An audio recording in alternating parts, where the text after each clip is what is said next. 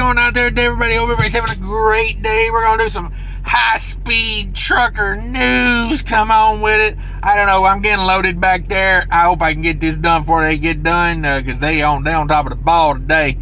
So let's talk about some trucker news. First things I got to talk about is the news story I did in the last trucker news where 11 mega carriers are wanting an exemption for hair follicle testing to be put into the clearinghouse. I misspoke on that. I'd like to clarify what that story was.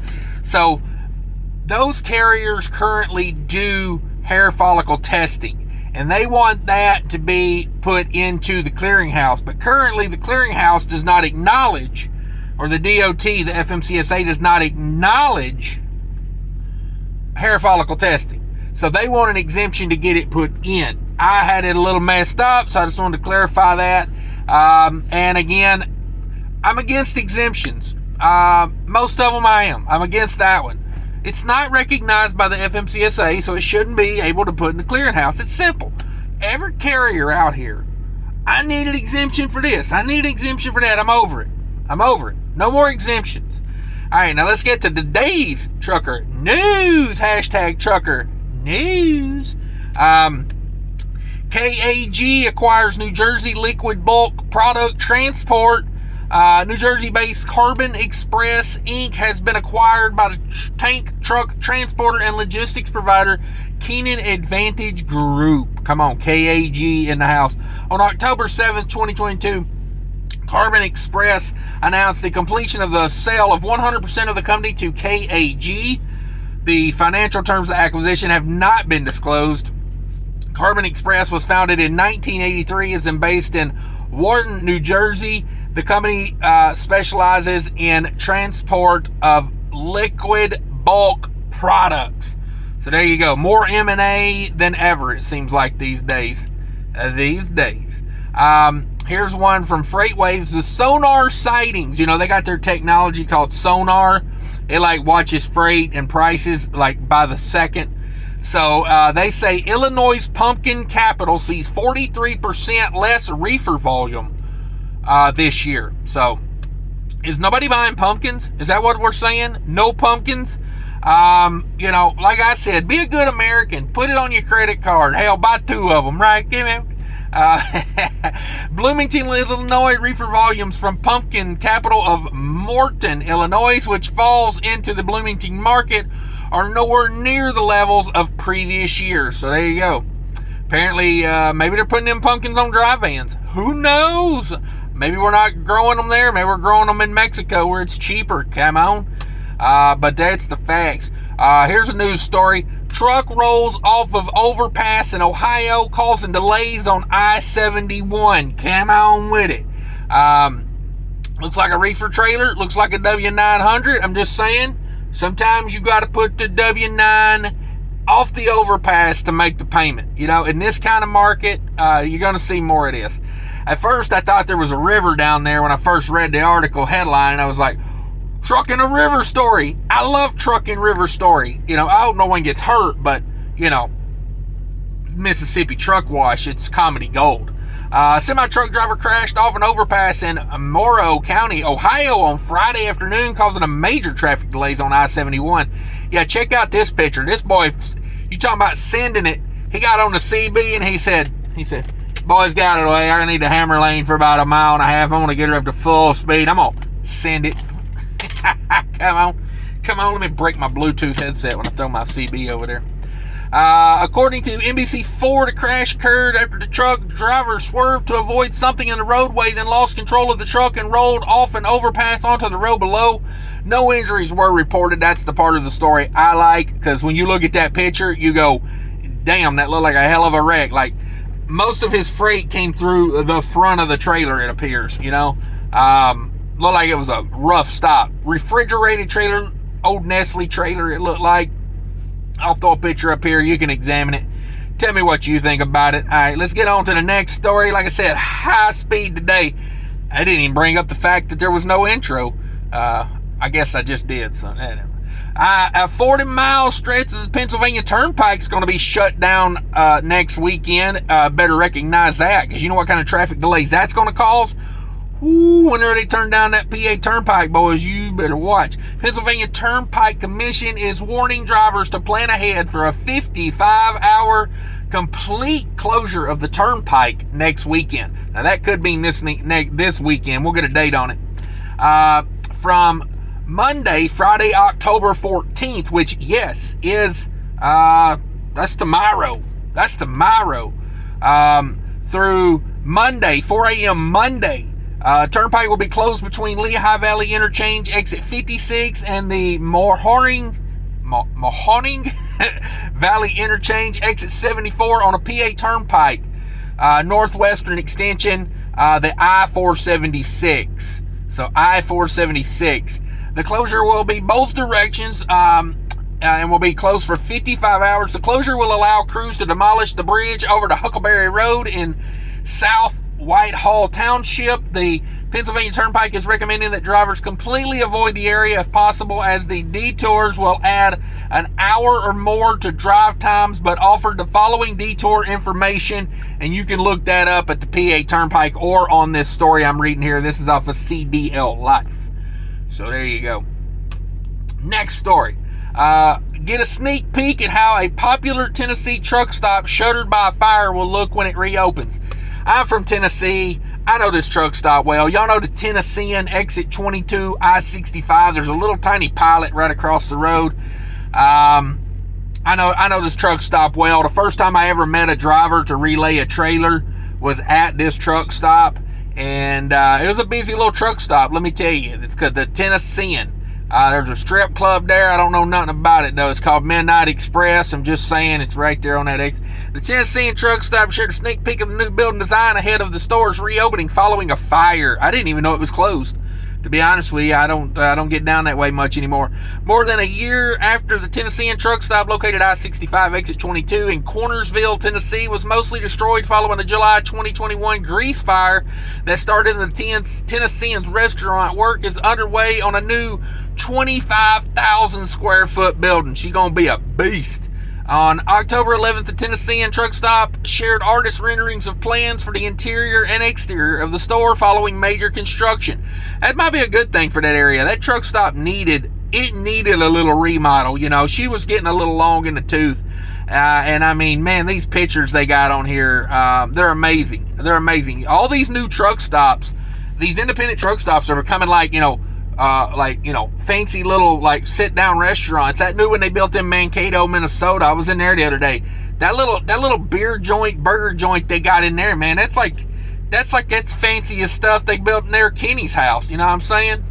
The rebuilt store will feature new amenities, including a full-service cocktail bar, come on, an ice cream shop with donuts and coffee, damn it boy, I ain't never going there, and a quick service deli with pizza, wings, and sandwiches. Tennessean barbecue restaurant all will also reopen with the same recipes but expanded seating and roof deck near the second floor bar. Damn it boy. When construction began in August of 2022, owners said it would take about a year to complete the work and reopen the Tennessee truck stop. The Tennessean truck stop has been in business since 1974. Come on with it. They've been running that business out there. They've been running a business out there. All right, next story. Let's get on to it. Trucker who stabbed co-driver to death says he acted in self-defense in a fight on last day of a 6-day haul. You know what it was? They stopped for showers 3 times and they didn't wash his ass 1 time.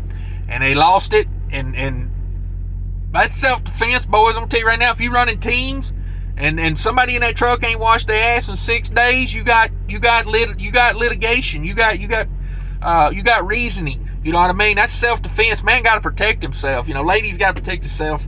That ain't real. Let me tell you the real story here. Court testimony has provided new details on a fatal stabbing involving co-drivers that occurred in California in August. I think I covered this story in a previous one. Trucker News. Hashtag Trucker News. Truck driver Keith Alexander Forrest, 66, recently appeared in court for a hearing related to a homicide charge filed against him for the death of co-driver Aaron Michael Anderson, 39. Anderson was found dead from knife wounds around 9 a.m. on the morning of August 26th. on an I-5 off-ramp near Newman, California. Yeah, this is the reason I don't want to be a team driver. This is the reason I would demand $1 a mile if I was a company team driver. And that wouldn't even satisfy me. I mean, I'll just be honest with you. You just never know, man. You could be just cruising down the road, all of a sudden, next thing you know, you got to murder somebody or be murdered. You never know which way it's going to go.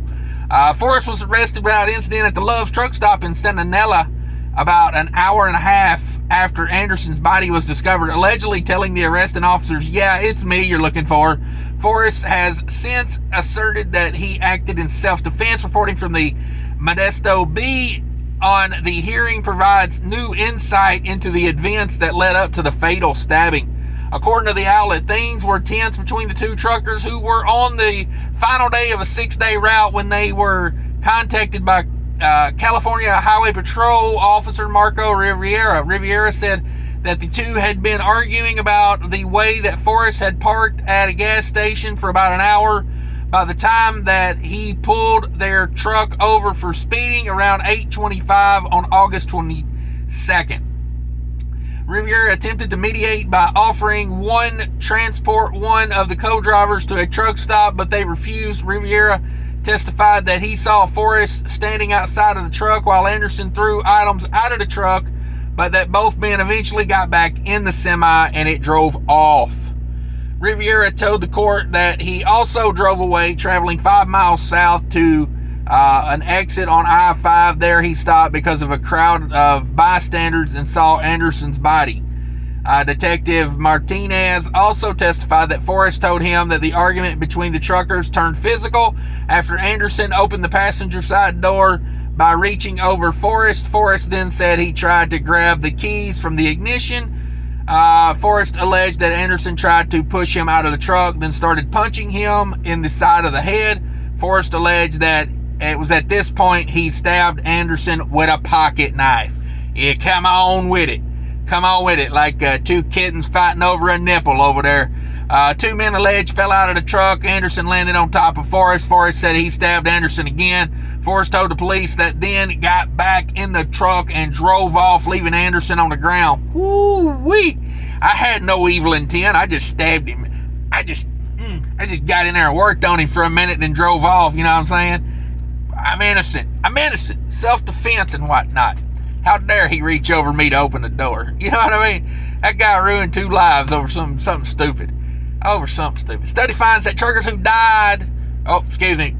too many dead stories. Let me reel it in. Study finds that truckers who did these 4 things increase the likelihood of a future crash by more than 100%.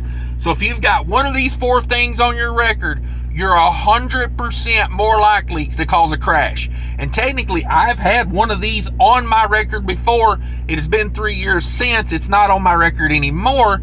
I should have fought it with TVC Pro Driver, which I did not, but I should have. Looking at it, back on it, that's what I should have did. Those 4 things are, let's get to it. This is on October 11th, the American Transportation Research Institute released a major update to the Predicting Truck Crash Involvement Research. One of the most prominent takeaways from the study linked previous violations to likelihoods of future crashes. So let's talk about them. The first one, this is the big one, Elizabeth. Failure to yield right-of-way violation. So failure to yield. So if you're coming up on a yield, traffic's coming, and you just whoop. If you've got one of these on you're 140% more likely to cause a crash in the future. That's craziness. A failure to use or improper signal, not using your blinker, can make you 116% more likely to cause a crash. Having a previous crash, already having a crash, that's a big one on insurance. If insurance sees that you've got one of these 4 things, your rate's going through the roof. Let's see. Actually, I did not have one of these 4. Excuse me. And the 4th one is a reckless driving violation. You're 104% more likely to cause a crash with a reckless driving. Now, failure to obey a traffic signal. That's the one I had. That's number 5, and that's 85% more likely to cause a crash in the future. So, I was in one of those 3-lane roads where it said no trucks in the left lane, and the 2 idiots were, doing a stupid race at 65 miles an hour or 50 miles an hour, whatever it was. I stuck behind them for a couple miles, and I said, I got places to be. I got in the left lane. I passed them. Right as I'm getting back over at top of a hill, boom, state trooper right there. I was empty, and that's how I was able to pass them. I was not speeding or anything. He wrote me that 1 ticket for failure to obey a traffic control device, is what it was technically called. And in Tennessee, you can fight that, because the Tennessee law says you're allowed in the left lane in a truck if you're passing other vehicles. That's the law he used to write me the ticket, and I should have fought it. I learned this later on. Other things on there that also raised it: improper or erratic lane changes, reckless, careless, inattentive, negligent driving. That one's on there. Improper lane change, a failure to obey traffic signal, light conviction. I think that might have been what I had. That makes me 55% more. A disqualified driver violation. So if your logbook's not good, or you don't have a license, a false or no logbook violation makes you 49% more likely to have an accident. Speeding 1 to 15 miles per hour over, so just a regular speeding ticket, 48%. Hours of service violation and regular speeding violation, 47%. So there you go. Now let's talk drugs and trucks. Come on. Drugs and trucks. I need me like an intro for like a segment called Drugs and Trucks. $1.4 million in cocaine was seized from a big rig at the Bridge of the Americas. Oh man. Come on with it. Let me get into the story here. Apparently I didn't click on to go back and look at it again. Officers with U.S. Customs and Border Protection officers recently seized a large amount of cocaine. I don't know. $1.4 million. I mean, have you seen the price of cocaine these days? The drug seizure took place on October 6th at the Bridge of the Americas cargo facility in El Paso, Texas. A Mexican national behind the wheel of the semi-truck approached the facility and was referred for secondary inspection. CBP conducted a non-invasive x-ray inspection and discovered anomalies on the vehicle. A canine unit alerted to the presence of contraband. Officers physically inspected the truck and found 52 bundles. 52 bundles. I'm going to say those were probably kilos if I had to guess. With a combined weight of 128 pounds. Get your conversion calculator out, whatever. The drugs were seized. Oh man, there goes your weekend, boys. No arrests were immediately made. Weird. This is a large amount of cocaine that is not making it to its intended destination because of the vigilance of CBP workers. Come on with it. Oh man, 52 bundles weighing 128 pounds. I'm saying, there goes our weekend. There goes your weekend. Just saying.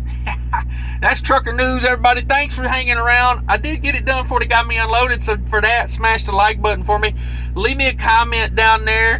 What else? Check out the description. Lots of stuff down there. And what else? Check out my second channel, Trucking with Diabetes. What else? Hang around for a commercial on a product that I'm promoting here. And take care of each other out there. And remember, people are more important than trucking. Thanks for watching, everybody. Have a great day.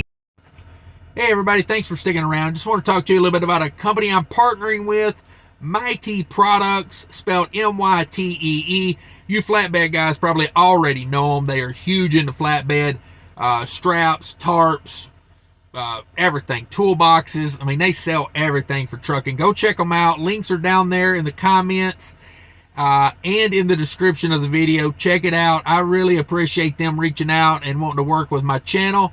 It helps me out tremendously if you shop through my link. I would much appreciate it. And let me know what you think about them if you do buy something from them. Thanks. Appreciate your feedback.